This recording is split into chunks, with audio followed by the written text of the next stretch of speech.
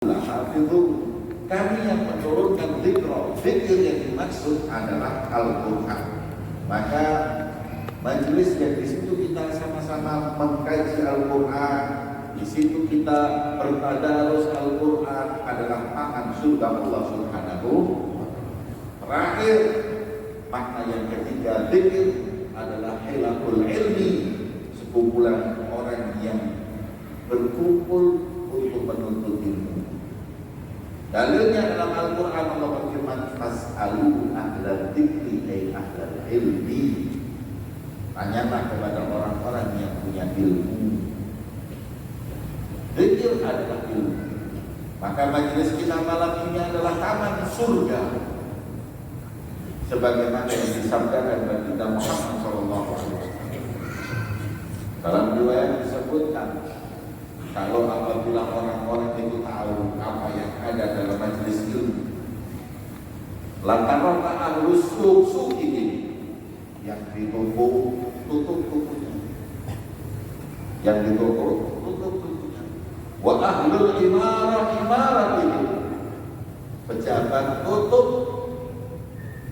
Ini yang namanya pejabat tutup, kantor pejabat tutup, karena mereka berkumpul di majelis ilmu. Kalau tahu pemberian Allah dan majelis tersebut, karena mungkin tak tahu, ya udah dia di dunia berjalan dengan dunianya dan jabatan dengan jabatannya. Mereka lalai dari majelis yang di situ disebut oleh Nabi Muhammad sebagai taman surga Allah Subhanahu. Hadirin yang dimuliakan Allah, majelis ini mulia, tempat ini mulia, mengingatkan satu hikayat cerita seorang ulama besar namanya Syekh Mansur bin Ammar.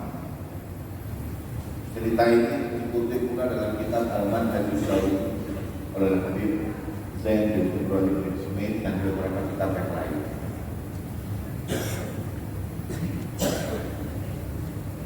Suatu saat di kota Baghdad itu, mana beliau tinggal di Baghdad.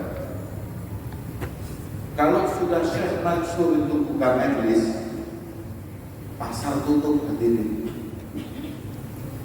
Beliau Syekh Mansur kalau buka majelis pasar tutup. Kalau Habib Jamal buka majelis pasar malah buka.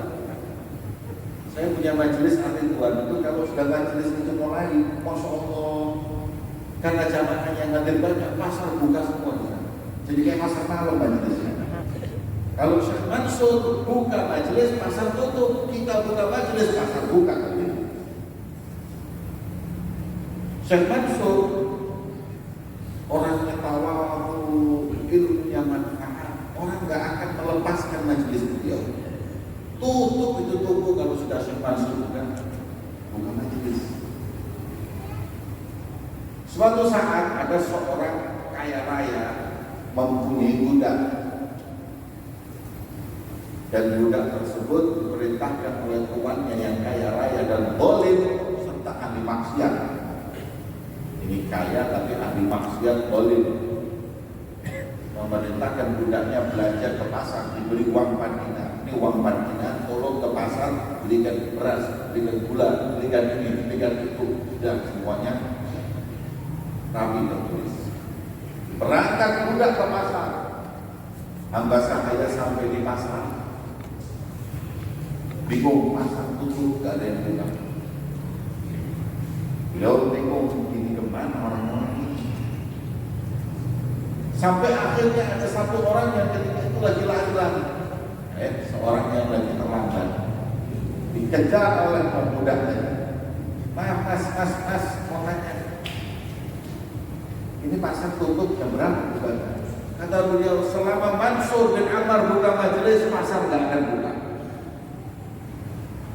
Terus ya udah, pokoknya kalau Mansur sudah tutup Al-Fatihah, baru namanya orang pulang, kemudian buka pasar. Kalau beliau masih belum bubar majelisnya, pasar tutup. Subhanallah, orang dulu itu gitu hadirin, toko pasar semua itu kalau udah ada majelis taklim, mereka tutup karena mereka tahu ilmu itu lebih penting dari segala-galanya. Nabi Sulaiman, beliau berkata, Allah menawarkan kepadaku ilmu, jabatan, dan harta. Mau pilih mana? Sulaiman, kamu aku pilih, kasih pilihan 3. Mau duit, mau jabatan, atau mau ilmu? Kata Nabi Sulaiman, fattaqul ilma, aku pilih ilmu. Tetapi ahlil jahu wal mal, ikut kepada jabatan dan harta. Orang kalau pilih ilmu, ikut sendiri, itu yang namanya kedudukan, ikut sendiri yang namanya harta. Kalau kita pilih cuma harta saja, Masya Allah, antum mau pilih mana? Kalau untuk yang ditawarin sama Allah, tak mungkin pilih ilmu, pasti pilih uang. Malaikat datang ke kita, pilih mana? Uang, ilmu, atau jabatan? Pasti kita pilih uang. Ketika diberi malaikat uang, begitu uang itu berapa? 1 triliun dolar. Dikasih malaikat, kaget, stroke. Udah, stroke. Katanya malaikat, katanya orang dari malaikat, saya minta uang, gak minta stroke. Kata dia salah sendiri, minta cuma uang. Orang kan yang jamin kalau punya uang terus bisa nikmat juga. Orang itu kalau punya uang banyak apapun, kalau dikasih sakit sama Allah udah gak bisa apa-apa. Kalau kita minta jabatan, mau jadi apa? Presiden, mau jadi menteri, mau jadi apa tuh? Masya Allah, jabat 5 tahun, kena KPK, penjara 10 tahun. Tapi kalau sudah dikasih ilmu main, itu yang mampu yang bakti kata Imam Syafi'i. Orang kalau punya ilmu, Masya Allah, dikejar orang sana. Saya pernah baca kitab seorang budak yang tidak punya apa. Budak ini akhirnya karena dia itu gak pandai apapun, mukanya jelek, dijual gak laku, akhirnya budak ini sama tuannya dibebaskan aja. Ini mau dijual gak laku, mau dibeli siapa juga gak ada yang mau. Akhirnya ya udahlah, ini budak suara gak enak, badan gak kuat, untuk ngangkat-ngangkat juga gak ada, wajah juga jelek. Budak itu biasanya kalau suaranya enak suruh nyanyi, kalau kuat suruh membantu. Kalau kemudian tampan atau cantik dan istri, tak ini gak ada semua sudah. Kata orangnya ya udah kuat, bingung. Budak ini ketika dibebaskan bingung. Pikirnya lebih baik jadi budak daripada bebas lama dan jelas nasibnya. Akhirnya budak ini bingung. Dilihat ada Zaria, pondok pesantren. Masuklah si budak itu pondok pesantren. Daripada ngaku mending tahlil, subhanallah, belajar mulai dunia, mutamimah, kemudian pengunada, sampai ke alfiyah. Wah, semua syarat alfiyah dibaca. Kemudian fikih sampai jadi orang alim gara-gara ilmu Nabi. Dia tinggal di Mekah. Seorang alim Mekah tinggal menjadi orang alimnya Mekah. Suatu saat ada orang yang mau bertemu dengan dia menolak berkali-kali. Sampai akhirnya ketika itu dia beri kesempatan untuk berjumpa. Setelah itu orang bingung, yang mau ketemu itu gak tahu tuannya dulu. Kamu kan budak, kita laku itu. Dulu gak laku, tak punya ilmu. Sekarang kamu mau ketemu saya saja. Bukan cuma itu, Khalifah itu tinggal waktu itu ada di Baghdad, Abbasiyah. Datang ke kota Makkah. Kemudian mau tanya istiftah, tanya fatwa. Maka yang namanya presiden mana ada yang mau antri. Duduk langsung mau tanya, kata beliau, wahai presiden, antrilah sebagaimana orang antri. Itu presiden mau tanya antri. Sampai waktu bagian dia tanya dijawab semuanya. Presiden berkata, Khalifah mengatakan, ma dzuliltu mundu wulitu ilal yaum. Saya seumur hidup mulai lahir sampai detik ini belum pernah dihina seperti hari ini. Dan yang bisa menghina saya adalah hanya mereka orang yang berilmu.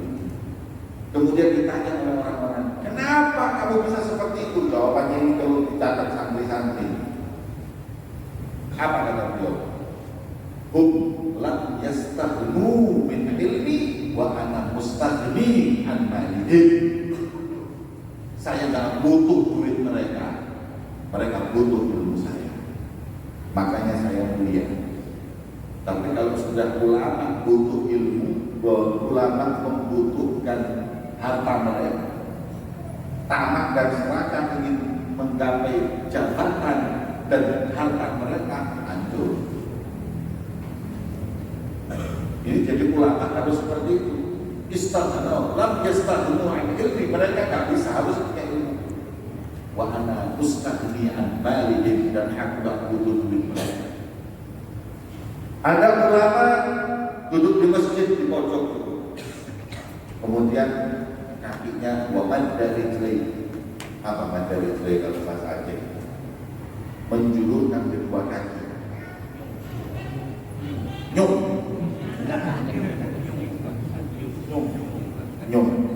Nyum itu kaki atau tangan juga? Kaki. Kalau tangan tidak. Dalam bahasa Arab, mad dari jelai. Nyum kakinya itu kalau di dalam aturan ada, itu kurang sopan kalau ada pejabat masuk masjid. Makanya ketika suatu saat setelah pengajian seperti ini, khalifah masuk, datang bersama menteri-menterinya, ulama yang biasanya ulama dulu hidupnya pada di masjid ada ngaji, yang tadinya sambil ngaji sambil mengulurkan kedua kakinya, ketika tahu khalifah datang langsung ditarik semua.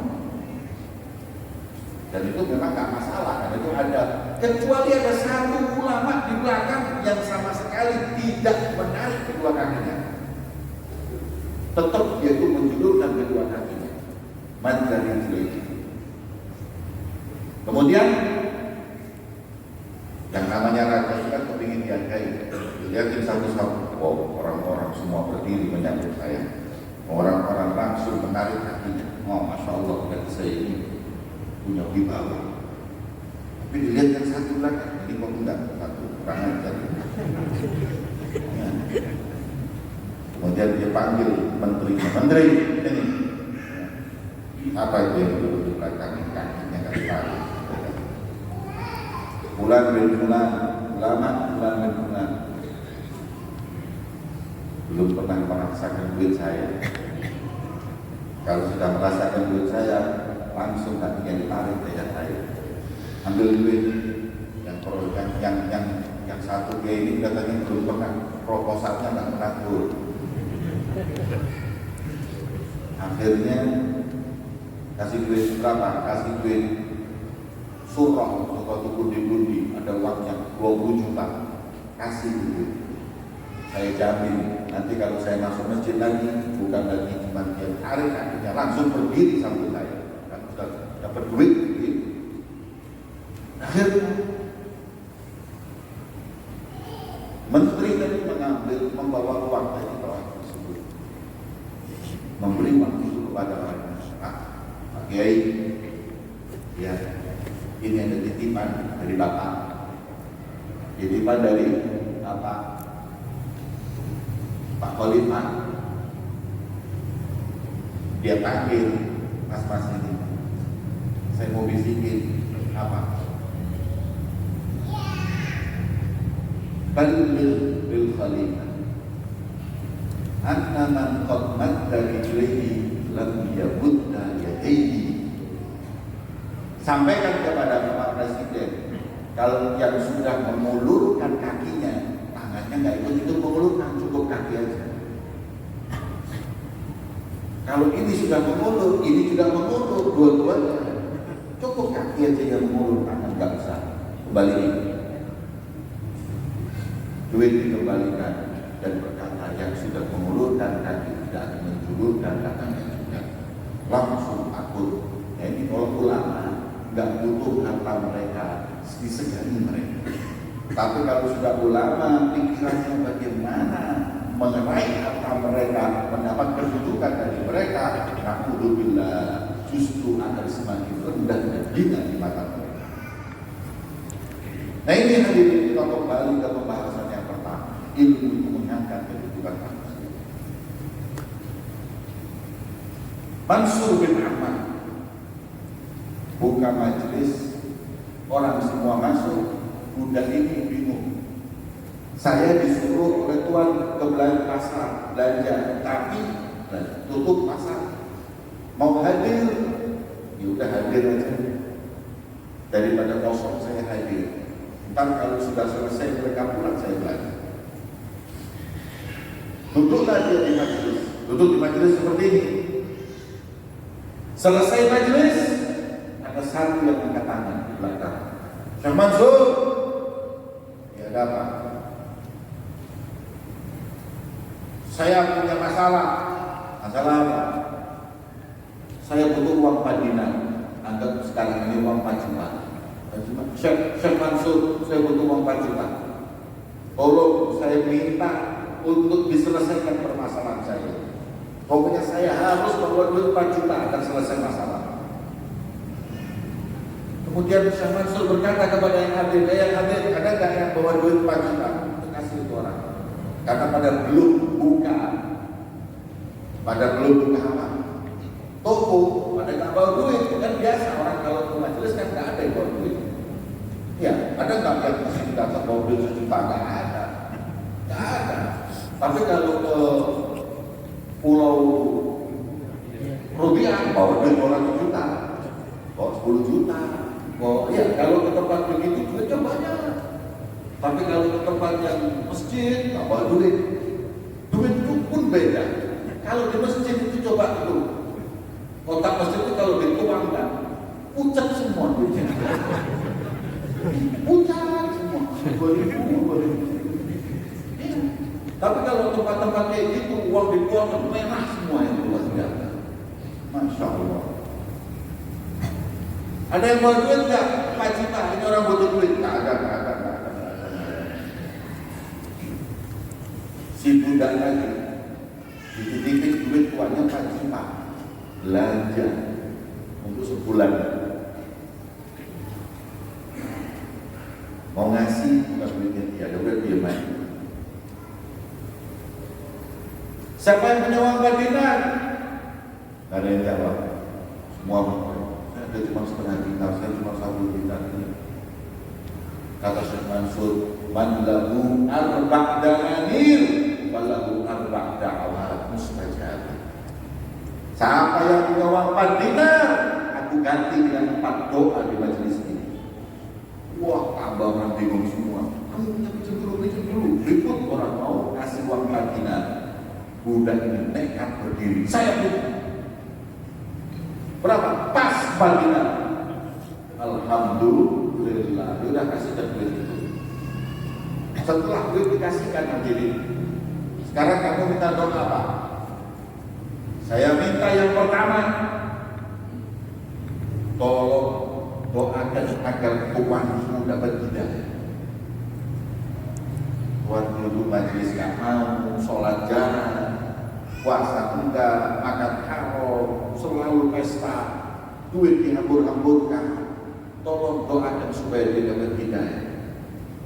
Kemudian Syekh Mansur doa, ya Allah, semoga kuatnya ini mendapat hidayah dari orang yang soleh yang baik ya Allah. Amin. Semuanya semajelis amin. Doa yang kedua, tolong mintain sama Allah. Aku ini kan seorang budak ingin merdeka. Gerakkan hati Tuhanku untuk bisa memerdekakan saya atau saya bisa memerdekakan diri saya. Doa, ya Rabb, bebaskanlah orang ini dari perbudakan. Amin. Yang ketiga, minta apa? Minta rezeki, uang minimal 4 dinar. Buat apa? Bayar utang tadi ini. Ini duit bukan punya saya. Minimal 4 dinar, bisa lebih, alhamdulillah.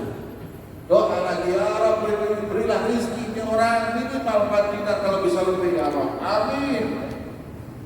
Terakhir minta apa? Aku minta kau doakan aku, tuanku, kamu dan yang hadir semuanya dapat ampunan Allah. Allahumma ghfirli wa li hadzal 'abd wa li sayyidi wa liman hadar hadzal majlis. Amin. Selesai. Fatihah, majelis pulang. Semuanya pulang. Budak ini mau pulang bingung lagi. Uang nggak ada, belanjaan juga nggak ada. Pulang lagi. Apakah doa seseorang di tempat yang paling dicintai oleh Allah, di masjid, di majelis, ditolak oleh Allah?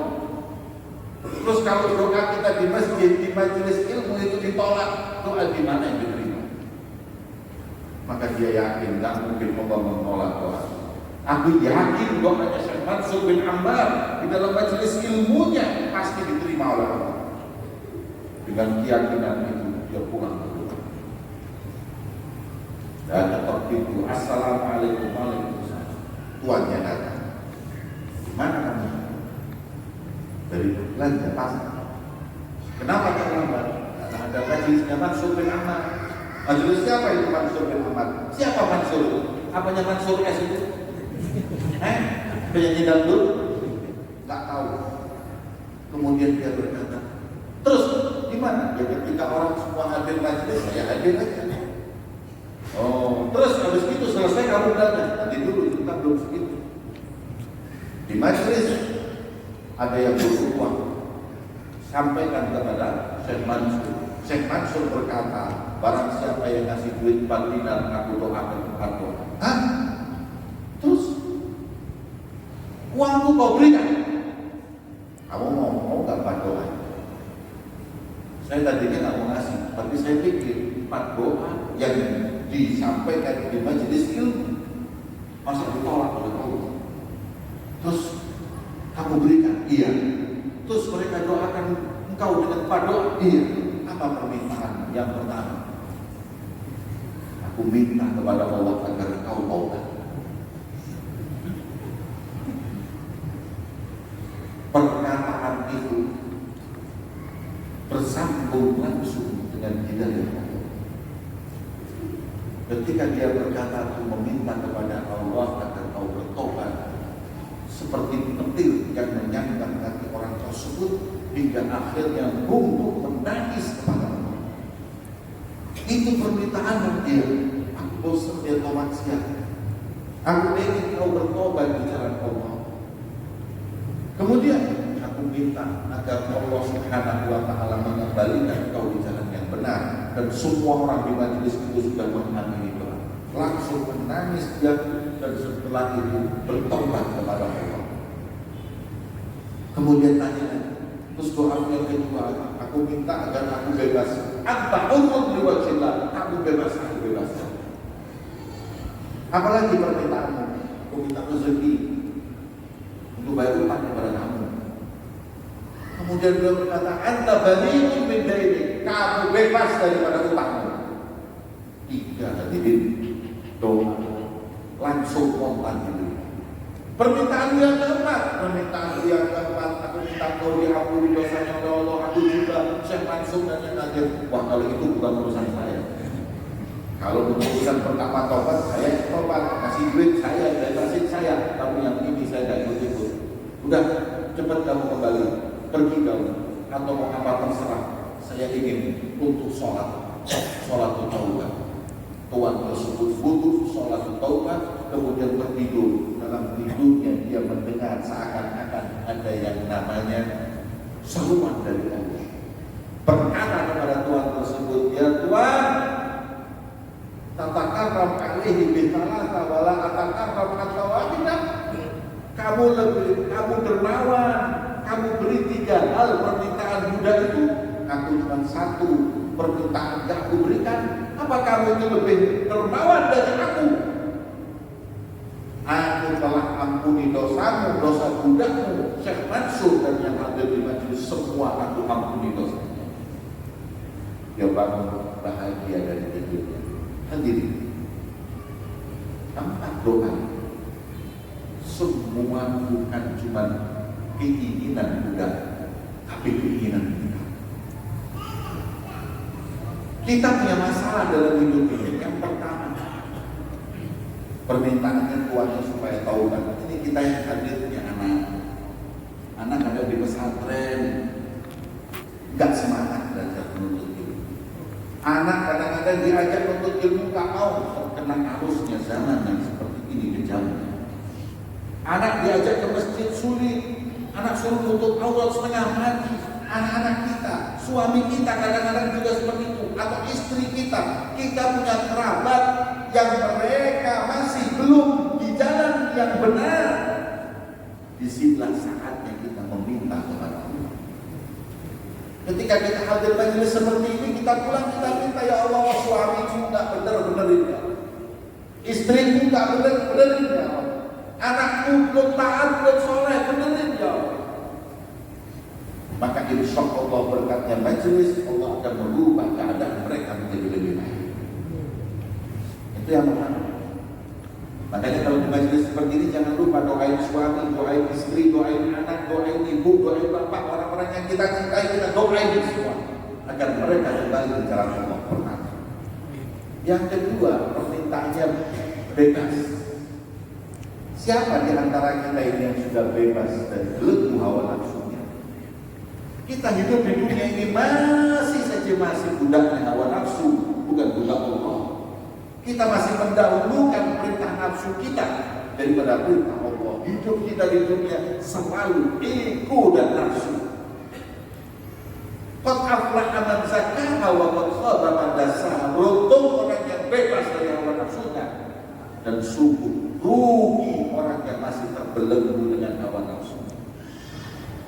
Maka itu Rasulullah bersabda, inna a'da aduin an-nafsul ladzi baina jambayn. Musuh yang paling bebuyutan bukan Israel,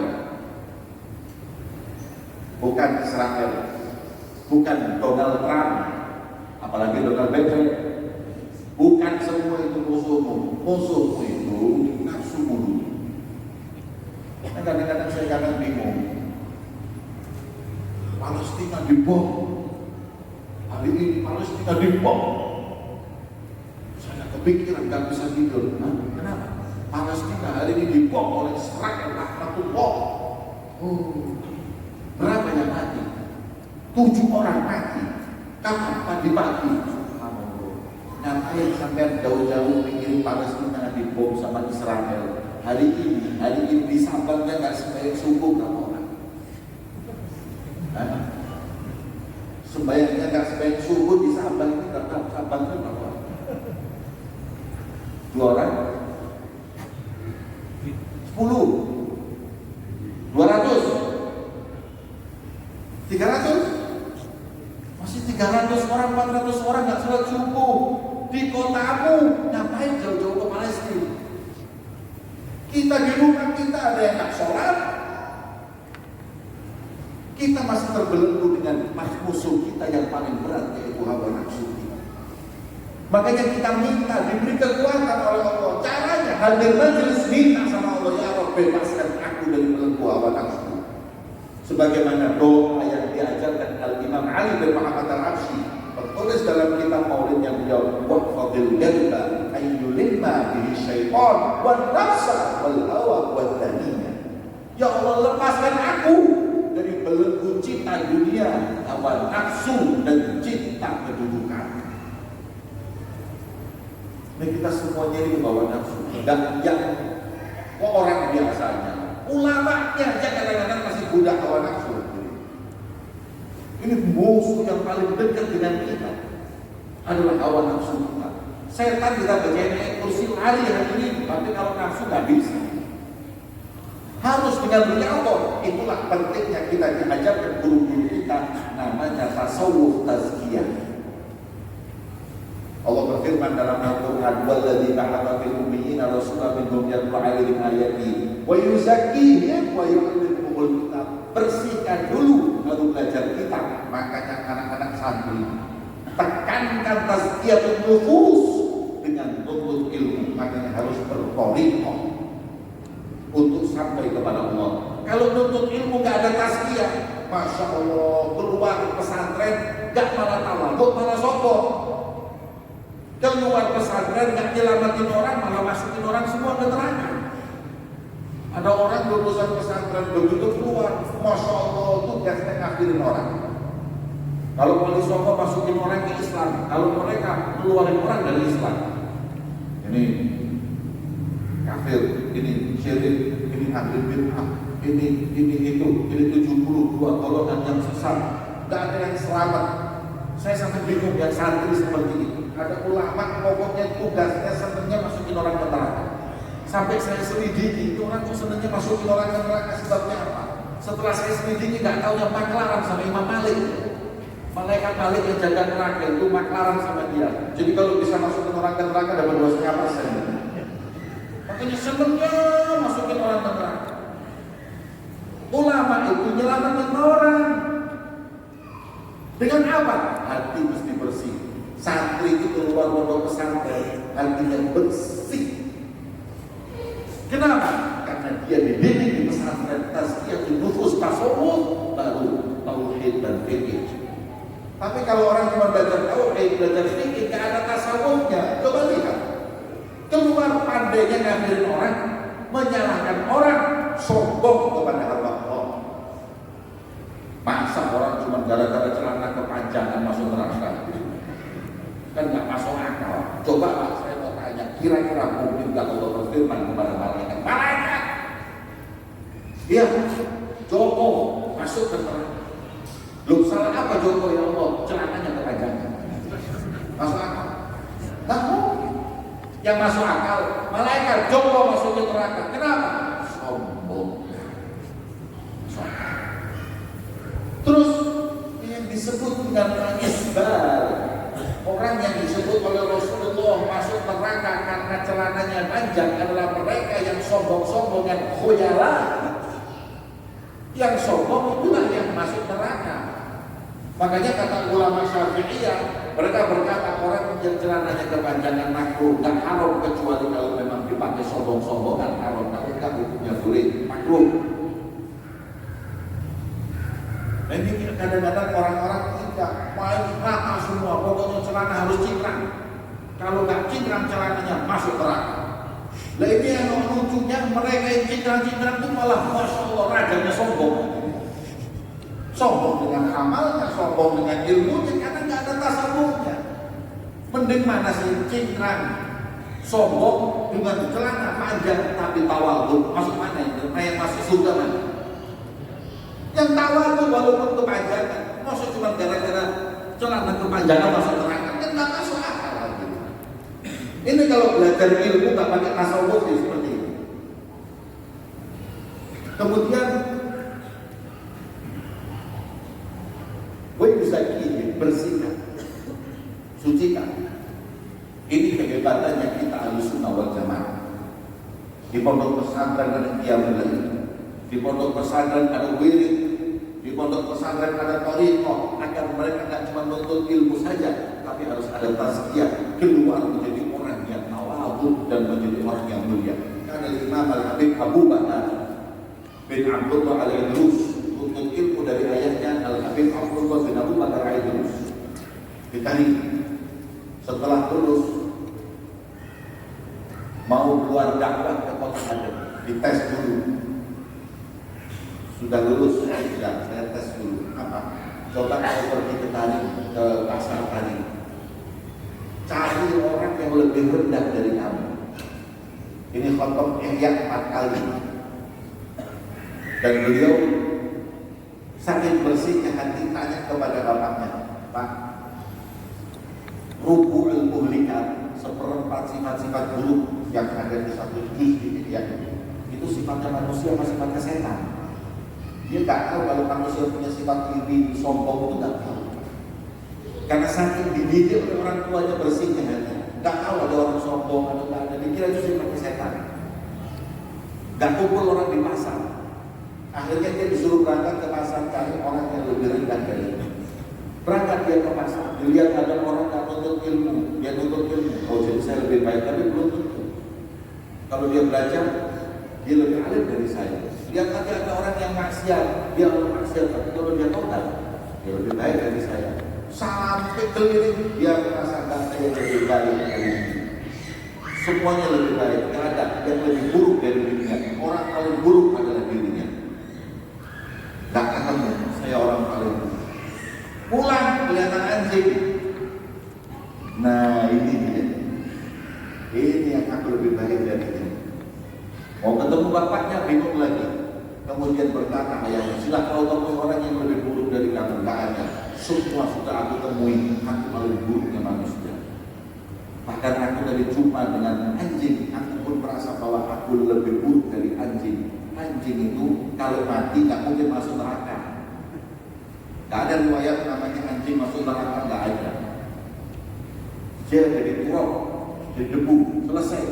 Nggak ada perhitungan anjing. Tapi saya masuk neraka, mana yang lebih baik? Debu atau orang yang disiksa di neraka? Bagi saya orang paling buruk. Kata ayahnya, lulus kamu. Nah, sekarang kamu lulus pesantren, keluar ilmumu akan manfaat. Masya Allah, keluar ke kota ada ilmunya manfaat sampai detik ini. Nah, kita juga begitu. Pendidik santri harus dengan tazkiyah tasawuf. Kalau ini sudah hilang, hancur hadirin. Ada kiai sama santri pergi haji, sampai di Arafah lihat orang ribuan begitu banyak. Kemudian dia berkata kepada tuannya, pada gurunya, "Kiai, ini orang semuanya beda loh sama kita, mazhabnya beda loh. Ini kebanyakan mereka adalah Syafi'i, Maliki, Hanafi, Hambali, Asy'ari, Maturidi, mereka orang-orang itu. Kita kan beda, kita ahli hadis, kita ini dan lain-lain. Apakah mereka termasuk 72 golongan yang di neraka, wahai kiai?" Jawabannya, iya. Orang yang di Arafah ini semuanya masuk neraka. Kamu dan aku saja yang masuk surga. Kemudian muridnya berkata kepada gurunya, "Wahai guruku, boleh saya tanya?" Iya, Allah berfirman dalam Al-Quran, "Wasari'u ila maghfiratin min rabbikum wa jannatin 'arduha samawati wal ardu u'iddat lil muttaqin." Itu yang namanya surga. Allah ciptakan luasnya seperti langit dan bumi, disiapkan untuk orang yang bertakwa. Pertanyaan saya, kalau surga isinya saya sama kiai, terus kenapa gede sebegitu gedenya surga? Apa nggak mubazir? Kata kiainya, ya nggak apa-apa, itu hanya Allah. Kiai, saya tobat, saya ikut mereka aja. Hah? Kamu nggak mau masuk surga? Nggak mau. Kenapa? Saya bosan kalau di surga tiap hari lihat kiai. Mungkin sama mereka masuk neraka tapi orang macam-macam. Kalau di surga ketemu kiai lagi sumpah. Sudah saya tobat, akhirnya dia tobat. Ini tulisan, ini yang saya ceritakan dikutip oleh Imam Asy-Syafi'i Ibnu Jauzi dalam kitabnya. Ini orang sekarang ini maunya orang semuanya di neraka. Nah, yang seperti itu masih berbelenggu dengan hawa nafsunya. Maka majelis inilah tempat kita meminta, ya Allah, lepaskan aku dari belenggu hawa nafsuku hingga aku betul-betul bisa beramal karenamu, bukan karena manusia. Yang ketiga, apa tadi permintaannya? Minta rezeki. Berapa? 4 dinar. Makanya jangan mengira majelis ini kalau kita hadiri rezeki kita itu tutup. Ini kalau kita hadir majelis di Masjid Bagus Salam, konter saya tutup, toko saya tutup, rezeki saya macet. Salah. Justru kalau kamu ingin rezekimu lancar, istiqomahlah hadir majelis. Karena hadirnya kamu di majelis akan membuat rezekimu lancar. Alhamdulillah. Orang yang membuat rezeki lancar itu apa? Pertama, rezeki itu lancar, kata Rasulullah, kalau kita istiqomah baca surat Fatihah. Yang kedua, kalau kita sholat duha. Siapa yang tidak meninggalkan sholat duha dan siapa yang tidak pernah meninggalkan surat Fatihah, insya Allah rezeki hisan wa makna, rezeki hati, nating maupun zahir dilancarkan oleh Allah. Alhamdulillah. Selain itu untuk ilmu, selain itu perbanyak sholawat, perbanyak sholawat. Ini amalan-amalan yang memperlancar rezeki. Yang kelima, nikah. Tazawwajun nisa fa innahunna ya'tina bil mal. Nikahlah perempuan, karena perempuan itu kalau kamu nikah buat rezekimu lancar. Wa ankihul ayama minkum wasalihina min ibadikum wa imaikum in yakunu fuqara yughnihumullahu min fadlih. Kalau mereka miskin dikayakan berkat nikah. Ini saya ingatkan para jomblo-jomblo ini yang belum nikah, kalau rezekinya pengen lancar cepat nih nikah. Jadi kalau mau rezekinya lancar cepat nih, bapak-bapak jangan nikah lagi. Kiamat kalau bapak.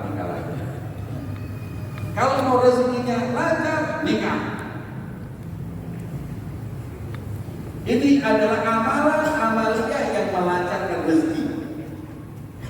Kemudian ada lagi satu namanya tafaul. Apa itu tafaul lagi? Tafaul ini kerjaan orang Cina tapi yang muafik di syariat. Yang senang seperti ini orang Cina. Tapi maaf, justru yang melakukannya adalah mereka orang Cina, kita umat Islam. Apa contohnya? Tahu nggak bab udhiyah? Ada bab namanya akikoh. Dalam akikoh itu ketika nanti kita menyembelih kambing, tulangnya jangan dipotong-potong, tafakulah untuk supaya anak itu sehat. Kan mestinya nggak ada hubungannya, tapi itu tafaul. Tafaul itu suatu harapan. Tafaul itu harapan. Kayak kalau Anda punya toko, kasih tafaul yang bagus. Nama tokonya apa? Sumber Makmur. Nah itu rezekinya lancar. Jaya Abadi. Orang Cina-Cina itu kalau punya toko namanya Jaya Abadi. Sumber Makmur. Makanya mereka kaya-kaya hari ini. Betul. Kita orang pribumi punya toko sederhana. Makanya nggak kaya. Ada nggak toko sederhana? Aja itu nggak kaya sederhana. Bakso barokah, laku laku yang menyebar. Ini kita ini kurang belajar tafaul. Kalau mau rezeki lancar tafaul. Ya, tafaul kasih nama tubuh yang bagus. Rasulullah itu merubah namanya sahabat berapa? 600. Ada sahabat namanya itu Huzun. Huzun itu artinya apa? Kalau orang Jawa bilang sumpah. Tahu sumpah? Sedih. Huzun itu sedih. Ini ada sahabat namanya Huzun. Makanya merebut. Ini sahabat masa muka. Ditanya ganti nama siapa? Huzunah ini. Makanya gak enak dilihat ditanya orang ini. Kemudian terus gimana Rasulullah? Rubah. Dirubah siapa? Sahel. Sahel itu orang yang punya senyum. Berubah. Seperti itu Rasulullah mengajarkan 600 sahabat, jangan lagi sahabat. Kota itu kota. Namanya gak baik dirubah oleh Nabi. Yang terib Marobah, yang terib buat yang mencaci. Makanya ada dua suku besar, Aus dan Khazraj, nggak pernah akur, berantem terus, namanya Yatsrib. Kemudian kata Rasulullah rubah, jadi apa? Riwayat Thaibah, riwayat Madinah yang baik. Madinah kota yang bercahaya, Thaibah yang baik. Rubah mereka bersatu, mereka guyup, mereka jadi baik, karena namanya dirubah. Makanya kalau mau ngasih nama kota, nama sesuatu apapun dipikir dulu. Ini tafaulnya baik atau tidak? Ngasih nama anak itu yang jelas. Ada orang ngasih nama anak soleh, insya Allah jadi anak soleh. Apalagi ibunya dia tadi manggil soleh.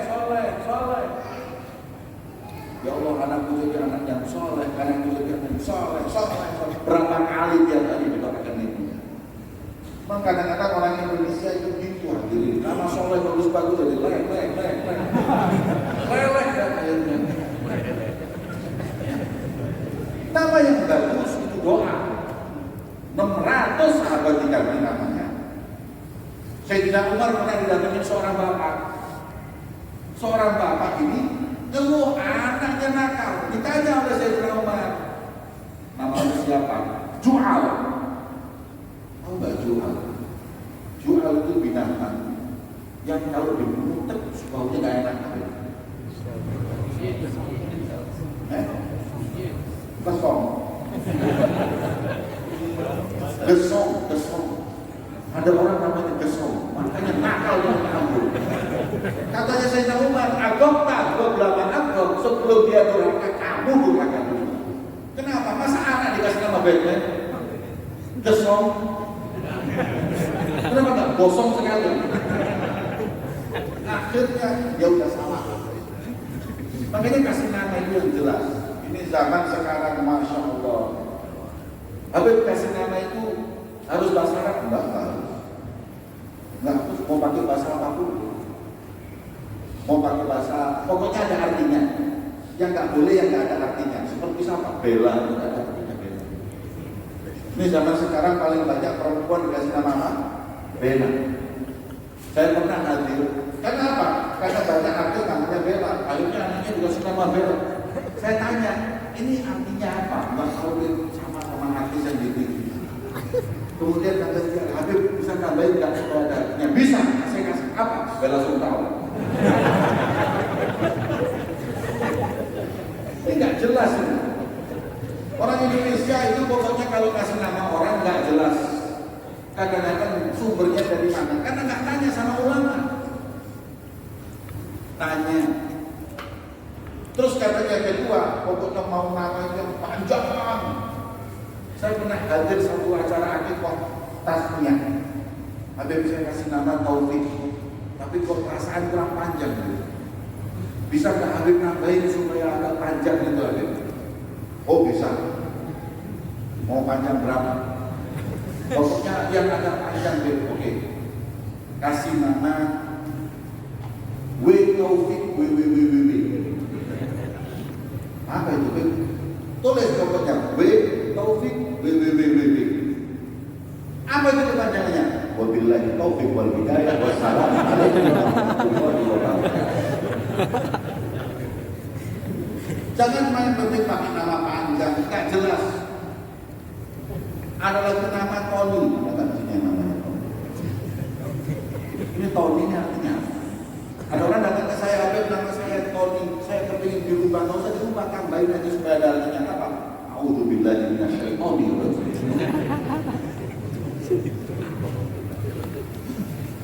Ini tafa'ul penting, kasih nama anak yang baik, kasih nama sekolah yang baik, kasih nama toko yang baik, semua nama yang baik agar rezekinya ditambah oleh Allah. Alhamdulillah. Terus orang Indonesia ini sukanya pikiran instan. Segala hal apapun mau kaya, itu pikirannya itu nggak mau pikiran kaya, kerja nggak mau. Gimana caranya dapat keris? Gimana caranya beli cincin akik supaya pikirannya itu picik. Anda tahu nggak orang terkaya di dunia namanya Bill Gates? Bill Gates itu kekayaannya saya lihat di Instagram 1.500 triliun. 1.500 triliun. Itu kalau dibelikan bakso, Sabang ini kena tsunami Sabang. Tsunami bakso. 1.500 triliun duitnya semesjid ini. Sampai ditulis di situ, Bill Gates itu kalau belanja setiap hari 14 miliar, dia butuh waktu 200 tahun supaya habis. Kaya kan Bill Gates? Pertanyaan saya, dia bisa kaya punya tuyul, cincin akiknya, keris, atau datang ke sampai dia bisa tandain duit? Hah? Kanjeng Dimas Kanjeng. Datang ke Dimas Kanjeng mau menggandakan uang. Ada orang menggandakan uang rebutan pagi itu orang di Probolinggo tiap hari tamunya ratusan, nggak ulamanya, nggak pejabatnya. Saya sampai bingung. Orang ini kalau sudah urusan duit, subhanallah, mendadak jadi goblok. Saya bingung, mana ada seorang bisa menggandakan uang? Itu kalau ada orang bisa gandakan uang yang digandakan uangnya dia sendiri, bukan uangnya kita. Ngapain menggandakan uang Anda? Saya Habib Jamal bisa menggandakan uang saya, gandakan uang saya. Kamu datang saya kasih duit, habis saya gandakan lagi, kan begitu. Tapi kalau uang orang diambil digandain, bohong. Gak masuk akal. Mungkin ada orang menggandakan uang orang, uangnya dia enggak masuk akal. Tapi walaupun begitu, saya pernah punya niat untuk datang ke sana waktu itu. Tapi saya nggak mau gandain uang. Alhamdulillah cukup uang. Saya waktu itu mau menggandakan istri saya. Mungkin dia bisa gandakan jadi 2 atau 3 kan lumayan. Pikiran Indonesia itu orang picik. Gimana supaya dia itu kaya tanpa bekerja? Mau ini nggak ada, mau kerja banyakin sholawat, sholat 5 waktu dijaga. Kemudian sholat duha, baca surat Waqiah, insya Allah rezekimu akan diberkahi oleh Allah Subhanahu wa Ta'ala. Man qara'al Waqiah lam tusibul faqr. Orang yang istiqomah baca Waqiah nggak mungkin melarat selama-lamanya. Udah, kalau mau rezeki lancar, hadir majelis doa sama Allah.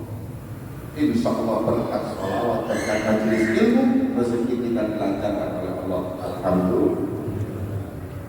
Yang keempat, terakhir, permintaannya adalah diampuni dosa. Hadirin yang hadir di sini yang nggak punya dosa siapa? Yang paling banyak yang duduk di kursi ini hadirin. Semuanya yang di sini bawa dosa. Dosa suhud, dosa hati, dosa kata-kata, dosa mata, dosa telinga. Tiap hari itu yang nggak kita berbuat dosa siapa? Kita datang di sini bawa dosa tumpukan. Tapi berkat hadir kita di majelis ilmu, kita doa istighfar kepada Allah. Niscaya kita akan keluar dari majelis kecuali dosa-dosa kita diampuni oleh Allah Subhanahu wa Ta'ala. Makanya disebut di majelis adalah taman surga. Gimana nggak surga?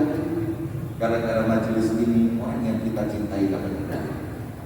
Gimana nggak surga ini? Gara-gara majelis ini rezeki kita dilancarkan oleh Allah. Gara-gara majelis ini kita yang terbelenggu hawa nafsu jadi bebas. Gara-gara majelis ini dosa-dosa kita diampuni oleh Allah Subhanahu wa Ta'ala. Ini ceritanya Syekh Mansur bin Ammar. Dan kemuliaan majelis yang seperti ini yang kita alami. Makanya jangan sampai kita terlambat menuntut ilmu. Jangan sampai kita tergiur dengan dunia sampai kita tinggalkan majelis-majelis ini. Sayang hadirin. Ini kalau kita sampai tinggalkan majelis-majelis ilmu, kita akan merugi dunia sampai ke akhirat. Khususnya majelis ilmu yang istiqomah, pengajian yang rutin oleh guru-guru di Sabang ini hari Minggu pagi atau hari Senin atau hari apa yang istiqomah, jangan ditinggalkan, bahkan jadikan itu warisan. Saya pernah hadir majelis taklim di Kuitang, Jakarta. Itu yang mendirikan Habib Ali Al-Habsyi. Diteruskan anaknya Habib Muhammad, terus diteruskan lagi anaknya Habib Abdurrahman yang baru saja meninggal, sekarang diteruskan lagi Habib Ali. Waktu Habib Abdurrahman, saya hadir, saya tanya ada orang di situ, Pak Haji mulai kapan hadir di sini? Hah? Habib tanya saya dari kapan? Iya, dari sejak Habib Ali Habsyi. Dari sejak Habib Ali Habsyi yang hadir kakek saya. Kakek saya dulu hadir terus. Ketika Habib Ali meninggal, kakek saya masih hadir. Kakek saya meninggal, kakek saya sudah menyiapkan bapak saya. Begitu kakek saya meninggal, bapak saya teruskan dengan Habib Muhammad. Kemudian Habib Muhammad meninggal, bapak saya sudah menyiapkan saya.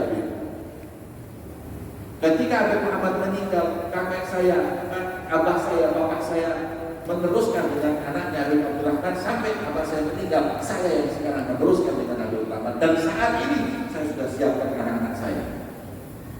Kalau sampai saya meninggal atau Habib Abdurrahman meninggal, mereka yang meneruskan. Jadi warisan mereka itu majelis ilmu.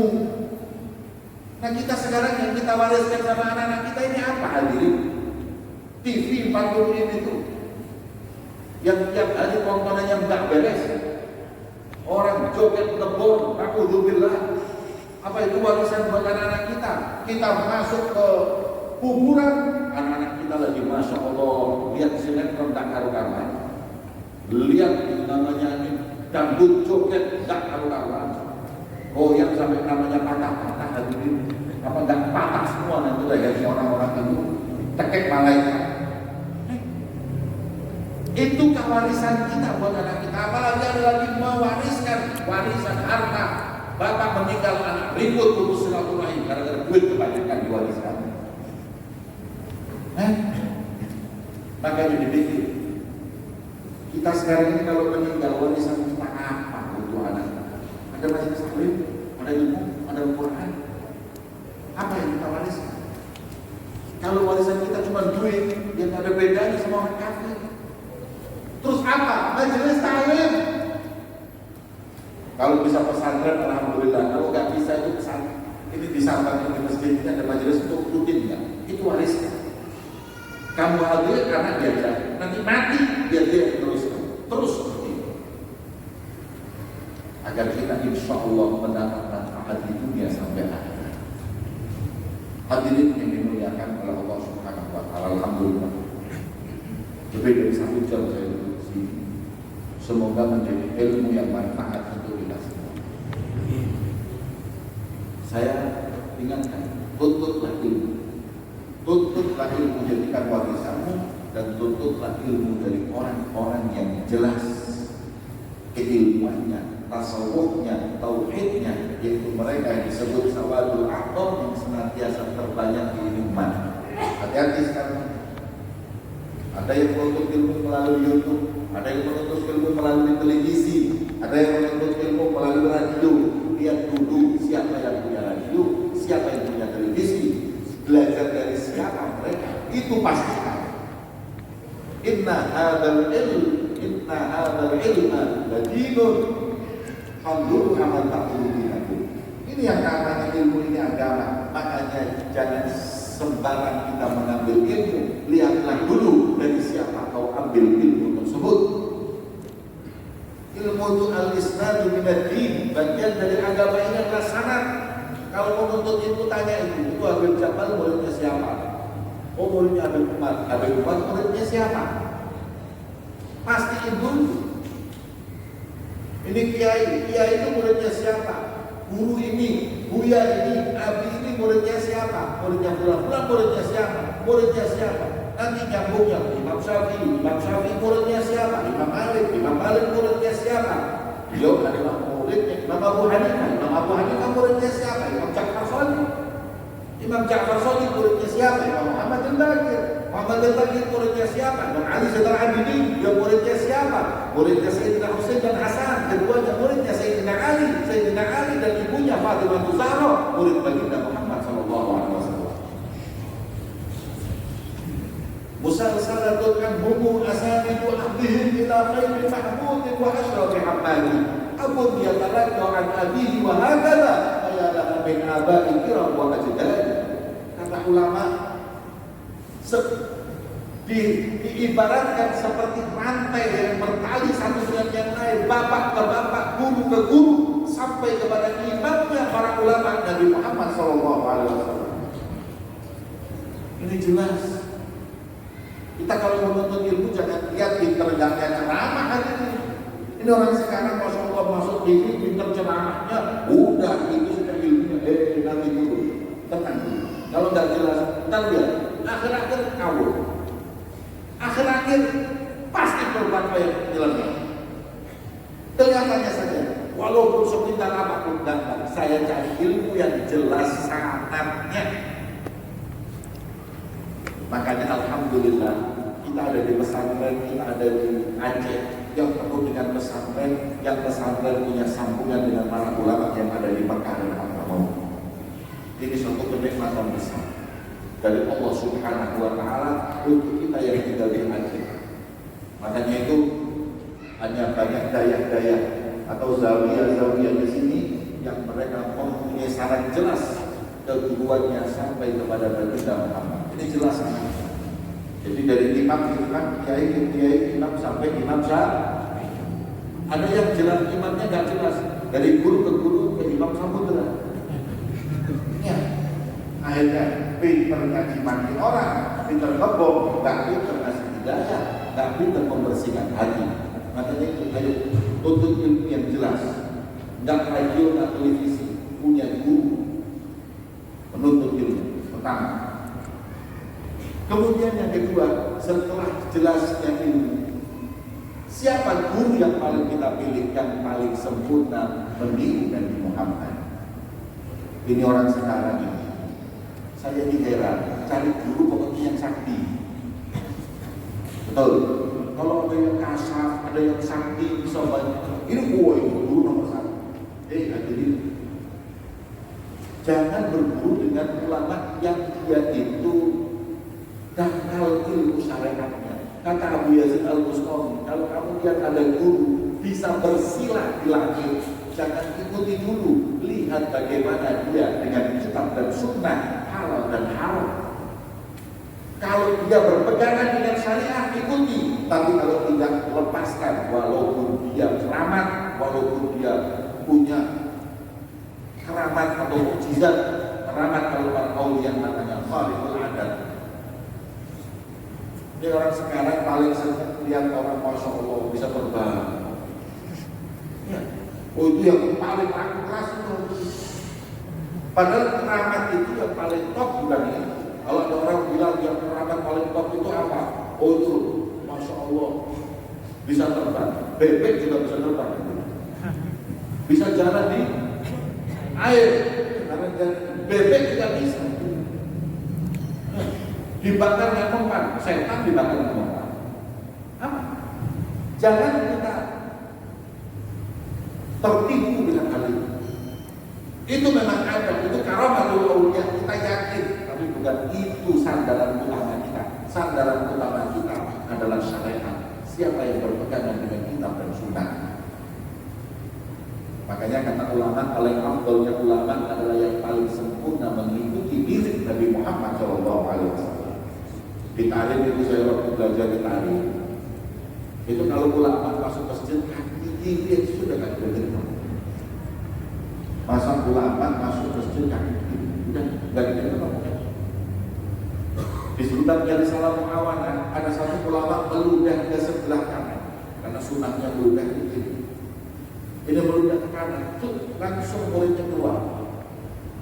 Kenapa? Dia nggak amanat dengan ilmunya Nabi Muhammad. Bagaimana dia akan amanat dengan yang disampaikan kepada kita? Belum itu benar. Makanya itu carilah ulama yang paling sempurna mengikuti Nabi Muhammad SAW. Jangan fanatik sampai akhirnya jelas-jelasan melanggar kitab dan sunnah itu. Jelas-jelasan dia berani menentang Al-Quran kita itu tahu amin. Hadirin yang dimuliakan Allah, jadikan ilmu dan majelis ilmu warisan dan pilihlah guru yang benar yang paling mirip dengan Nabi Muhammad SAW. Terakhir, akhlak adalah samaratul ilmu. Buatnya ilmu adalah akhlak. Tadi saya bilang Syekh Abi Hasbi tentang kesan. Tadi saya jalan-jalan ke mana? Ke Rubiah. Ya, Rubiah. Kalau menurut saya itu mungkin namanya aslinya Sayyidati Rabi'ah. Ya, Sayyidati itu dalam orang Mesir. Kalau menyebut Sayyidati disingkat jadi Siti. Kalau laki Sayyidi jadi Sidi. Kalau perempuan Sayyidati jadi Siti. Habibi tetap Habibi, Habibati menjadi Habibti. Itu bahasa Mesir yang dipakai kemana-mana. Siti Fatimah, maksudnya bukan Siti Sayyidati. Ini Siti Rubiah, bukan Rubiah. Saya kira Rabi'ah, seperti Rabi'ah al-Adawiyah. Ini dalam diambil dari bahasa Arab. Saya ke Pulau dari ke situ. Kemudian saya ke Sabang juga untuk sebelumnya berangkat ke Pulau Rabi'ah. Saya ke depan situ.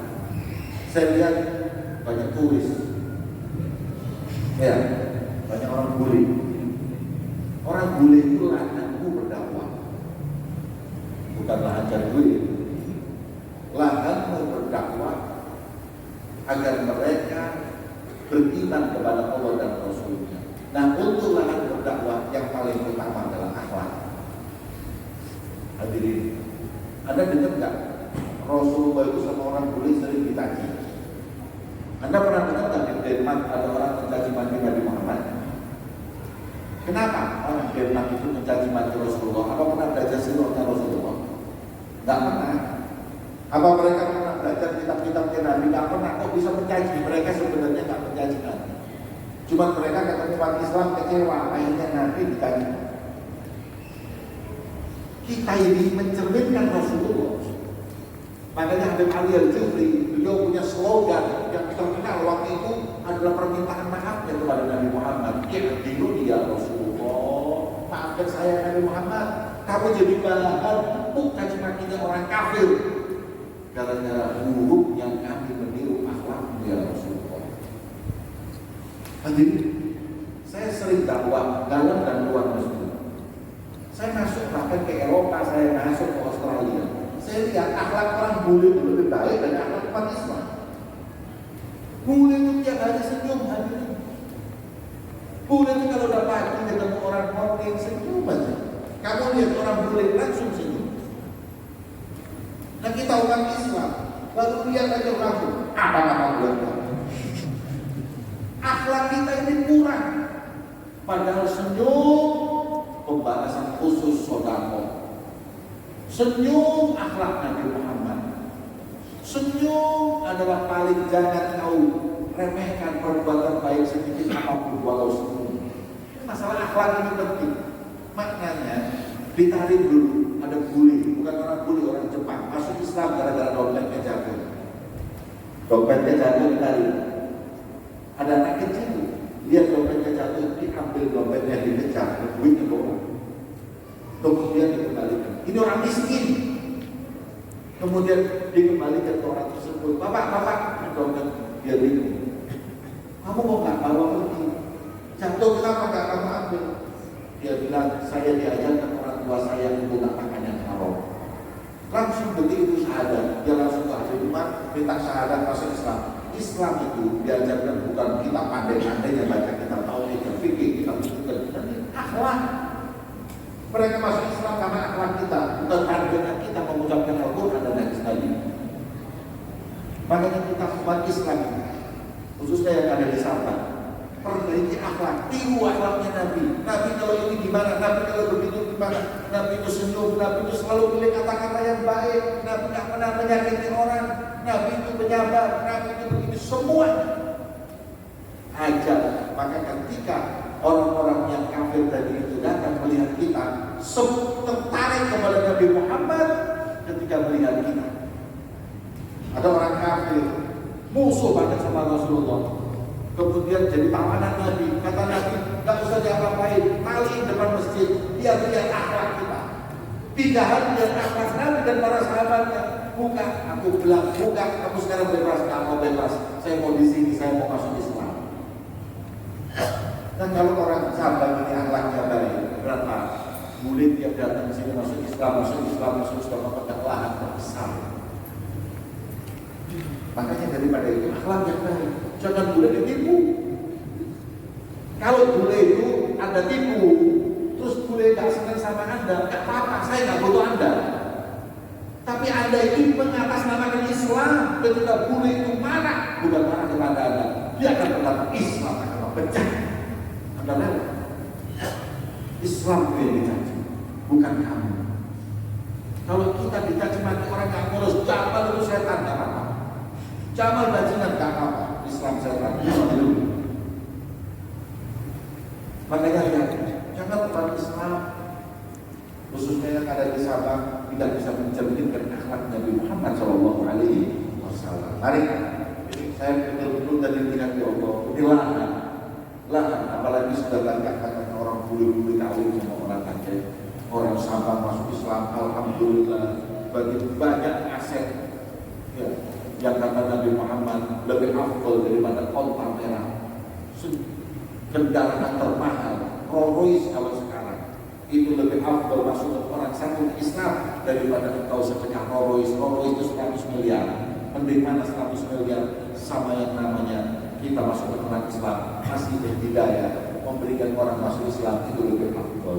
Maka daripada itu mari ayo belajar akhlak yang benar, sucikan hati untuk ilmu pada orangnya. Insya Allah kita bahagia dunia akhirat. Amin ya rabbal alamin. Cukup ini yang dapat saya sampaikan. Semoga menjadi manfaat, semoga menjadi ilmu yang diridhoi oleh Allah. Amin ya rabbal alamin. Terakhir saya mohon kepada Allah, pada para pejabat pemerintah yang ada di Kota Sabah, kemudian untuk segenap para ulama yang ada di Kota Sabah, kemudian khususnya takdir masjid baik salam bagus salam yang insya Allah senantiasa mereka semua diberi taufik oleh Allah, istiqomah oleh Allah untuk senantiasa berjalan di jalan yang diridhai oleh Allah. Amin ya rabbal alamin. Allahumma ja'al jam'ana hadza jam'an marhuma wa tafarruqana min ba'dihi tafarruqan ma'zuma wa la taj'al fina wa la ma'ana syaqiyyan wa la mahruman.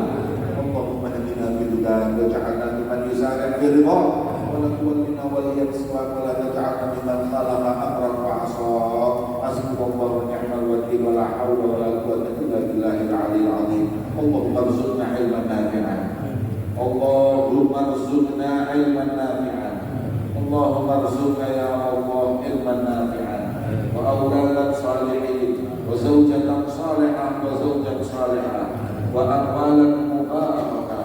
Allahumma ya Allah urzuqna kamalal mutaba'ah lin Nabi Muhammad. Allahumma rzuqna kamalal mutaba'ah lin Nabi Muhammad. Allahumma rzuqna kamalal mutaba'ah lin Nabi Muhammad.